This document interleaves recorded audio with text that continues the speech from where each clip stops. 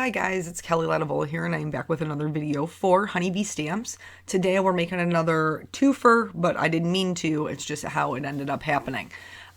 So we are going to be doing some faux watercoloring using stencils. So I have the poinsettia stencil and then the Because stamps and dies. Now, when I first get my stencils, I always put Tombow Mono multi glue on the back because it dries repositionable and then don't have to tape anything down. So that's why mine's staying so nicely. I'm going to be watercoloring with Distress Oxides. And so there's kind of two ways here that I'm going to show you how you can get specific color in specific places. The first one is if you do not have sponge daubers. If you do not have sponge daubers, you can use just masking tape, masking paper, Post-it notes, purple tape, painter's tape, whatever you got. And then you would just need to, this die's pretty intricate for this, I'm not going to lie. But then you would just, cut it up or tear it into smaller pieces so that you're just covering the areas that you need to be covered. So for the flowers on the left-hand side, I'm going to do that. I'm going to just, keep tearing them and placing them down so that just the petals I want color to get on are open and everything else is masked off. And like I said, this is if you don't have sponge daubers. So then I'm going to use just my regular ink blending tool, and I'm just going to go in very lightly because I'm not looking to put down a ton of color. I'm just looking to get the outline of the flowers down. Now I'm going to end up putting down the entire stencil, all of the areas of the stencil, but this would also be another way that you could just use specific parts of your stencil if you only wanted like just a flower and a couple of leaves in your background instead of a whole floral background. This would be another way that you could do that. So this is way number one, which is for this particular stencil, the more complicated way to do it. So I'm going to remove these and you're going to see that the picked raspberry oxide ink is only on just those petals. Everything else is still clean. And then I would just go through the whole stencil this way, masking off the flowers when I needed to do the leaves and so on and so forth. But instead I have these little finger daubers, these little sponge finger daubers. And so these are a much easier way to add color in very small areas. And so this will be the way that I do the rest of the entire background. I will link to them. I have this giant set here. I think I have 48 of them, but you don't need a full, like they sell them like in packs of 3s or whatever. So you would just, need maybe a couple for your purposes, unless you use them all the time, then you might want to look into getting a bigger set. But they're kind of a handy tool to just have a couple around in case you, ever need them. Not a whole lot of money to invest. You know what I'm saying? So anywho, I'm going to go in and then all of the ones that I want to be flower petals, which is what I'm trying to decide here. Because oftentimes with this stencil, I found that the leaves looked like petals and the petals looked like leaves. And so I'm just trying to make sure that I can get full flowers. You know what I'm saying? And then I'm just going to go through and do the rest of them as I go.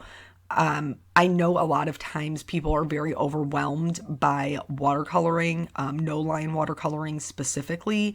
And this is kind of just a very easy cheat way to get a no-line watercoloring look without having to be stressed about it, because this will give you the guidelines that you need to be able to get a watercolor look that looks like, you just sat down and abstract painted a bunch of these really beautiful flowers and leaves, but it wasn't something that you had to freehand, even though it gives the look of freehand watercolor, which I really, really love. I think it's beautiful.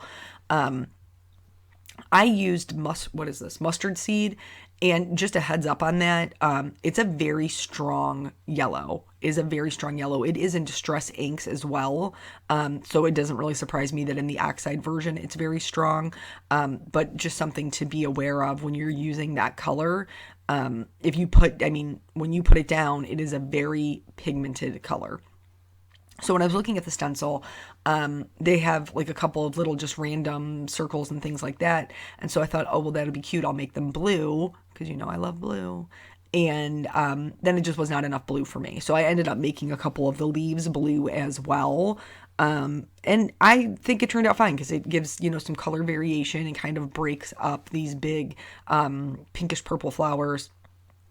And then I started with my lightest distressings. Now you saw how many I showed you that we're going to be using.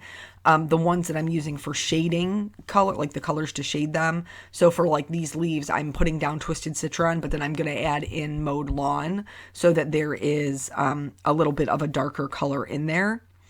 So now we're done with this part. And you can see it is very pretty. It's a very pretty background just being stenciled. But we're going to kind of like take it up a notch. We're going to get fancy with it. So here I'm using a number 2 round brush, and I'm just going to take clean water and I'm going to go over the entire petal. Even though there's a line in between it, even though there's designs, don't worry about it. We're going to cover it all up. And then I always, just because of the way that I enjoy watercolor, I'm going to go out of the lines just a little bit with the clean water so that way anywhere the paper is wet, the pigment's going to flow. And so it makes it look more organic.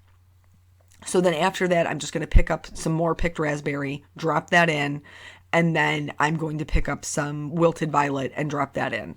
And you could do this, with any combination of colors.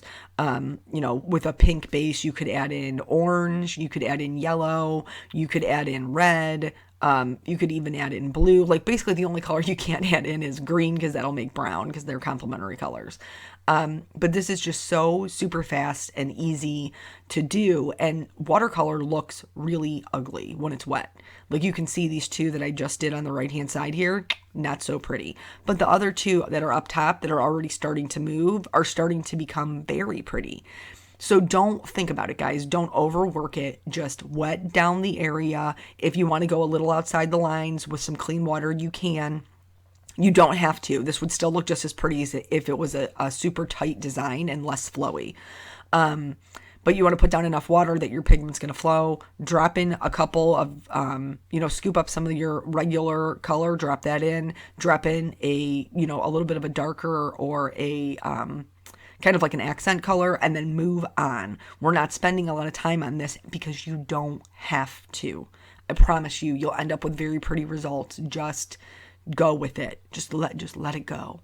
I can't sing or I would bust into the Frozen song, but you know what I'm saying. It's going to be playing in your head right now. Sing that song and then let it go. So I showed you one of the flowers in regular speed, and now from here on out, I am going to speed it up because I'm doing a full background. It is a little bit time consuming. Not that it took forever. I think total I had like an hour's worth of footage, and that was from the beginning of the card to the end of the card. So this part took maybe 25, 30 minutes. But because I don't really have to think about it, like it's kind of relaxing and I can just kind of get lost in thought while I'm doing my thing, making pretty things. And isn't that the whole point of card making, honestly? So, with that being said, we had talked the last time we talked about Create and just some of the things that had happened there. And so I told you that I could not find coffee anywhere. Like coffee was elusive, except for the hotel coffee. The hotel coffee was readily available, which I was not. I wanted Dunkin' Donuts. That's what I wanted. And I was willing to settle for Starbucks. Now people have asked me, you guys have asked me in the comments, like, what is it about Dunkin' Donuts that I love? Like, they have a lighter roast, so it's almost like a breakfast blend, and that's my bag. That's totally what makes me happy because Starbucks is far too bitter for me. So when I go to Starbucks, I don't even get a regular coffee. I get a, the white chocolate mocha because it's just not, I can't drink the regular coffee. So speaking of Starbucks, while I was sitting at the table to create, so this is day 2, okay? Day 2 of only drinking hotel coffee and one Starbucks. This is my situation, just so you can kind of understand where I'm at. And this young woman comes over. Her name is Cheyenne. And I met Cheyenne when I did Create in 2017. So she and I kind of already knew each other. Hey, how you doing? How you been? And so she had her husband with her, which was totally adorable. Like I love but relationships where people are like supporting each other in their hobbies. And so I think it's amazing that he came with her, and he actually did a couple of make and takes himself. Here for the centers of the flowers, I'm using that mustard seed and then carved pumpkin. That's the secondary color I'm adding in. So she sat down and, we did the make and take, and then, but her husband Tyler wasn't with her. She was by herself Saturday morning. And so she gets done with the make and take, and someone else sits down, and she's standing in front of the table on her phone, and she's ordering coffee. Okay, guys, she's totally ordering coffee right in front of my eyeballs.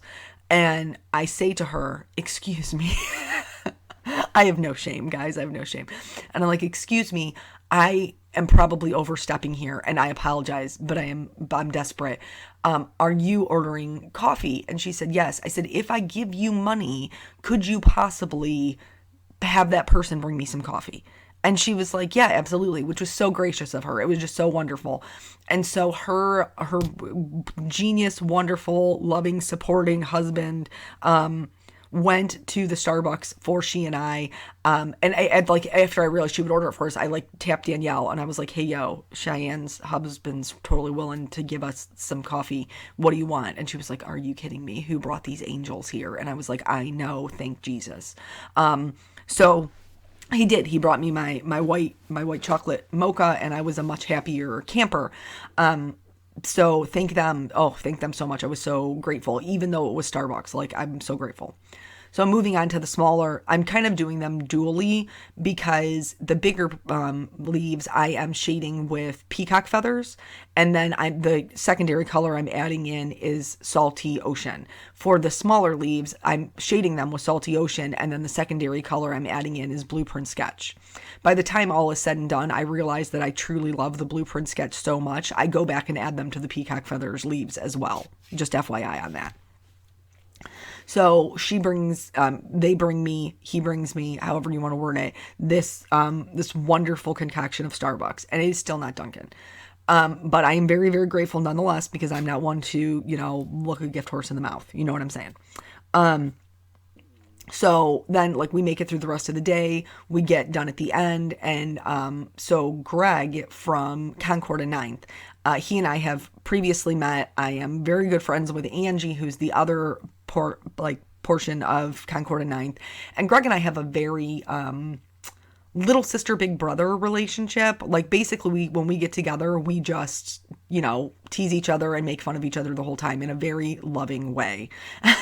And he really is wonderful, and I enjoy spending time with him. So I had said, like, he had a car, I didn't have a car. I was like, can you possibly take me to get some Dunkin' Donuts coffee, because it's been too long and I'm desperate. I need the coffee. And he was like, yeah, I'll just go get you one. I was like, are you sure? And he was like, no, so I tried to give him money and he refuses to take my money. And then he delivers me this wonderful 20-ounce, this beautiful coffee with double cream and double sugar. Yes, I said it. Don't you judge me. And I was just over the moon excited. And Eric was a little like, you posted this Instagram that said you never loved anybody more, and I bring you coffee all the time, which is true. And I love all the people who bring me coffee. That's where I'm living at. I just love them. But Greg really got me in a pinch. Him and Cheyenne and Tyler, and they saved my lives all weekend. So I'm very grateful to them. So while I was cutting this, I realized that I didn't have to, I would have extra. My game plan was to make the card on the left, okay, with all of that. And you saw me freak out a little bit that I had cut it short, and it turns out I just needed to turn it. Ha ha ha. But anyway, I realized that I would have enough left over to do a second card, which is how we ended up with this twofer that we've got going on here. I wanted matching matchy cardstock for my sentiment and this little strip that I put at top. And I have to put the strip at the top, honestly, because I love things that are framed in. It just feels so unfinished to me if I don't. So one way that you can do that is by using your ink blender. I wanted really bold color, so I'm just going to flip my ink pad over and just smush it right onto my cardstock. This is Nina 80-pound solar white. We painted on Canson, by the way. And I always have everything linked, you guys know. So that the coffee saga was a struggle for me all weekend. And then several of you sent me messages or left me comments that said, hey, there was a Dunkin' Donuts like right down the street from where you were at. Well, let me tell you something. Google must not be on their game, because when I Googled it, it told me the nearest Dunkin' Donuts was 20 minutes away.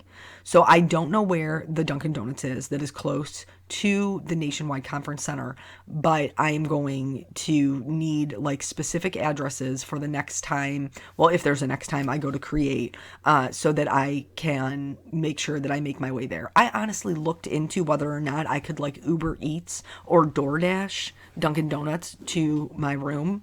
That's how desperate I was for coffee, guys. And it turns out that I guess it's not enough money. They must not do it because it's not enough money. But if you're a DoorDash or Uber Eats delivery person, please know that I would tip well. I would tip extraordinarily well for my coffee. Anywho, back to the card. So I cut the script because in white, and then I put it on the little die cuts that we already colored. And now I'm just trying to get everything kind of lined up so that I know what I'm doing. The only part about this that I wish that I could change is I kind of wish I had like a flower or something to put up there with my large, because I don't think it looks bad. I just would have liked an extra flower. You know what I'm saying?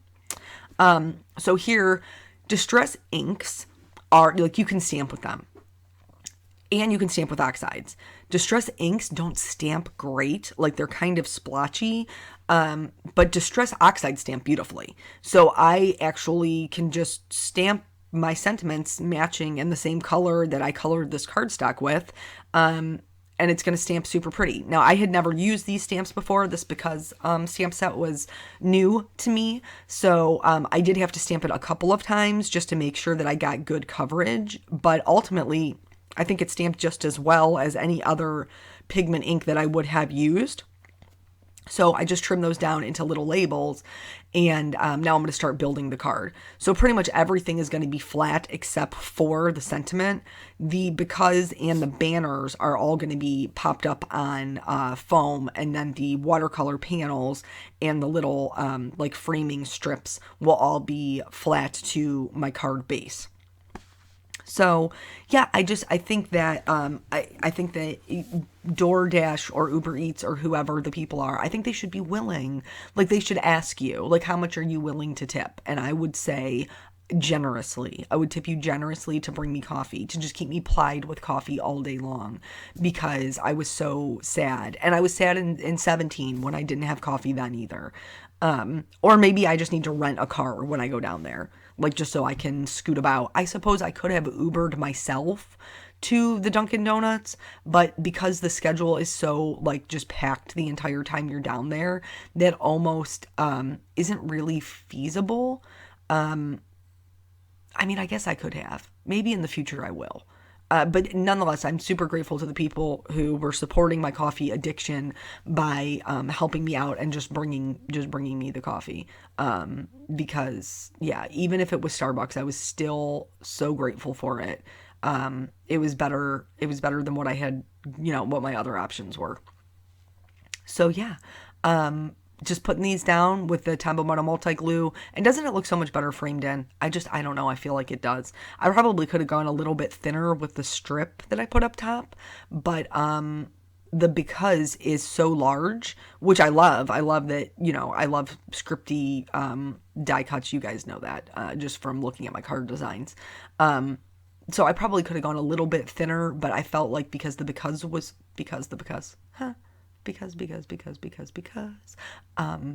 yeah, did anybody else sing that in their head? Because I totally did. Well, I also kind of sang it out loud. Anyway, I don't even really like that movie, guys. I know, like, The Wizard of Oz is a classic, but I don't even really like that movie. Anyway, this is just like the most rambling, sidetracked voiceover I have done in a really, really long time. But anyway, because die cut is so large, I just felt like it made more sense to have a thicker strip. So here I'm trying to put the I'm thinking of you on there, and very much like my card earlier in the week, where the the G was hanging down in spring. The S that is hanging down here is just really messing with my mojo. So I'm going to cut it and then I'm just going to stagger it so that the I'm thinking is tucked up underneath there and then of you is tucked up underneath that. And I liked that layout much better than just trying to keep it in one strip.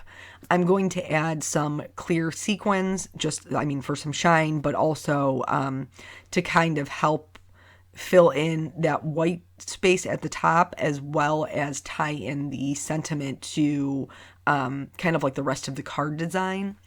And then I always like to, so once I get them down, I use Tombow Mono multi-glue for that. I also have the Ranger multi-matte medium, I think, which dries matte. And that one's really good as well. It's lost somewhere on my desk, I'm going to be quite honest, because it's a disaster. I mean, it's a war zone out here.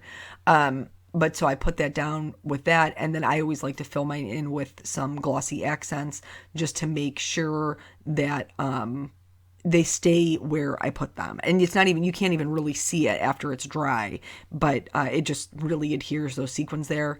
And then I'm going to go in with some clear Wink of Stella. I put that in the centers of the flowers, and then I also put it over the white portion of the because.